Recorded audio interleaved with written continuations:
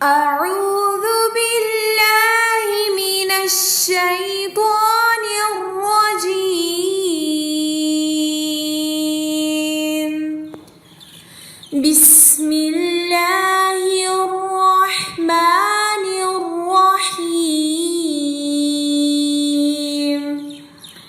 हर मुसीबत परेशानी दूर करने की दुआ।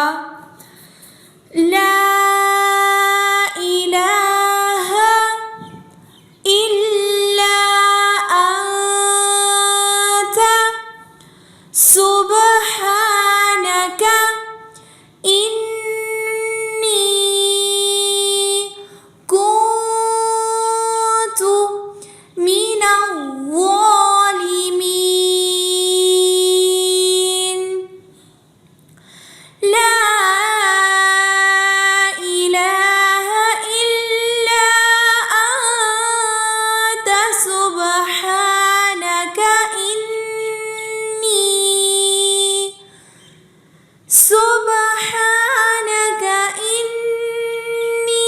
कुन्तु मिनज़्ज़ालिमीन। इलाही तेरे सिवा कोई माबूद नहीं, तू पाक है, बेशक मैं जालिमों में से हो गया।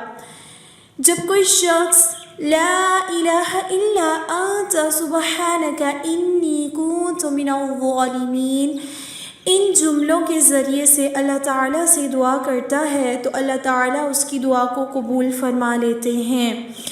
हज़रत साद बिन अबी वक्कास रज़ियल्लाहु अन्हु फरमाते हैं, हम नबी करीम सल्लल्लाहु अलैहि वसल्लम के करीब बैठे हुए थे तो आप सल्लल्लाहु अलैहि वसल्लम ने इरशाद फरमाया, क्या मैं तुम्हें ऐसी चीज़ के बारे में ख़बर ना दूँ कि जब तुम में से किसी शख्स पर कोई मुसीबत या दुनिया की बलाओं में से कोई बला नाजिल हो और वो इसके ज़रिए दुआ करे तो उसकी मुसीबत व बला दूर हो जाए।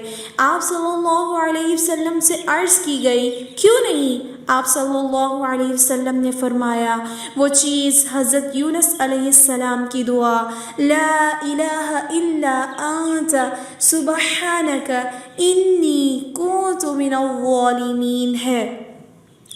आप सल्लल्लाहु अलैहि वसल्लम ने फरमाया, हज़रत यूनुस अलैहिस्सलाम ने मछली के पेट में जब दुआ मांगी तो ये कलिमात कहे थे, ला इलाहा इल्ला अंता सुब्हानका इन्नी कुन्तु मिनज़्ज़ालिमीन।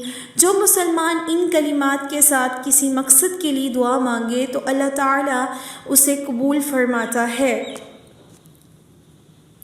याद रहे कि इस दुआ को या इन कलिमात को काउंट करके पढ़ना ज़रूरी नहीं है। किसी भी हदीस से ये साबित नहीं होता कि इस दुआ को काउंट करके पढ़ा जाए।